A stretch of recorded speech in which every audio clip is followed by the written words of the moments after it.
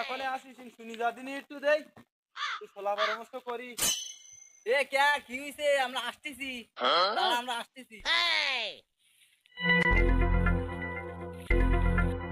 এ ক্যা কি হইছে? তোর আবার সমস্যা কি নাকি? বুঝলাম না তো। ওরে সেরকম কিছু না, কইছিলাম আমরা যে ভিডিও টিডিও করতেছি এ তো ভাইরাল হয়ে যাবে না, সেজন্যই কইছিলাম একটু। ক্যা কি হইছে একটু খুলে কদিন দেয়। একদিনে সবাল কয় কি আমরা যে ভিডিও টিডিও করি এগুলো ভাইরাল করার জন্য মাঠে নামা লাগবে না আমার নাকি? এই মাঠে নামবো কি করতি? এই বাজারে খেলা ঠেলা হয় সেই খেলা ঠেলা নাকি?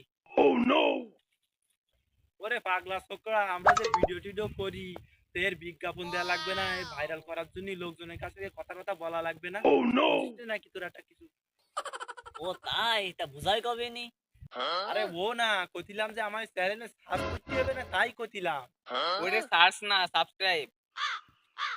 ওই হইলো আর কি, সাবস্ক্রাইব আর সার্চ ওই একই কথাই তুই ধর। চ্যানেলের মডেল যেরাম ওই একই কথা। এই ম্যানেজ মডেল মানে তো মানুষ মরণশীল। এ আমি তো জানি যে তুই ভুলভাল ইংলিশ কই। তাই মানুষ ম্যানেজ মডেল মানে তো মানুষ মরণশীল। তো ও আবার কিরাম ইংলিশ কয় তোর? এই তুই জানিস নি? অল্প বিদ্যা ভয়ঙ্কর বেশি। ও তো ক্লাস 5 পর্যন্ত পড়িয়েছে। জানিস নি তুই এটা? ও তো ওই ভুলভাল ইংলিশ কইছে ওইটা অনেক যথেষ্ট। ওরে তোর ওই সার্চ হোক আর সাবস্ক্রাইব হোক, যাও তো এটা করা তো লাগবে একটা নাকি? যাও হোক, কালকে সকালে মাঠে নামার কথা কইস না, রাস্তাতে মাঠে বেরুবো, যার সাথে দেও মোবাইলে চ্যানেল সাবস্ক্রাইব দেবো, যদি উল্টো পাল্টা করে তার ব্যবস্থা হবে, আলাদা ব্যবস্থা। যাও। এই কাজটা কি করা ঠিক হবে না? ঠিক হবে নাকি? আমরা রাস্তাতে যাবো, মাঠে যাওয়ার পথে যার পাবো চ্যানেলটা সাবস্ক্রাইব করে দেবো, এ তো কোনো বলির কিছু না, করাই যেতে পারে, সিম্পল একটা বিষয়। তাই এত কি কষ্টের কি আছে এতে? দোস্ত শোন, আমার কাছে আমরা করবো, কিডা কি কইলো না কইলো সেটা আমার কি দেখার বিষয় না, বুঝলি?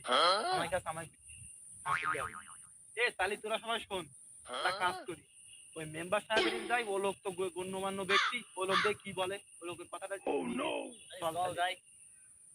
চল দেরি করে লাভ নেই, তাহলে চল যাই। চল দে দেখতেছি মেম্বারের। এ ডাক দে ডাক দে। ও মেম্বার সাহেবের দোস্ত, দোস্ত আরে যাইতিলাম আমি শুভ কাজে, আবার সিজন দেখতে যাই বলে কি মেম্বার সাহেব বাড়িতে আছে। এ তোরা কি কিছু বলবি? আচ্ছা সেরকম কিছু না, আমরা আইলাম একটা সুপরামর্শ নিতে, চাচা তো আমাদের এলাকার গণ্যমান্য একজন ব্যক্তি, একটা পরামর্শ দিলি আমাদের একটা ভালো কিছু হতে পারে। পরামর্শ তোরা যা কইতে আসছিস সেই মেম্বার সাহেব বাড়ি আছে, চল তার ওখানে যেই বলিস। চল যাই। আচ্ছা তো চলো তাহলে, চলেন তাহলে। সবাই তো দেখদিন এই ছেলেপিলে এইছে তোর সাথে সলা পরামর্শ করবে, দেখদিন কি বলে শোন। তুই সত্যি আমার কিছু বলা লাগে? আরে তুই এলাকার মেম্বার মানুষ, তোর সাথে সলা পরামর্শ করবে, তুই দেখ কি হয়।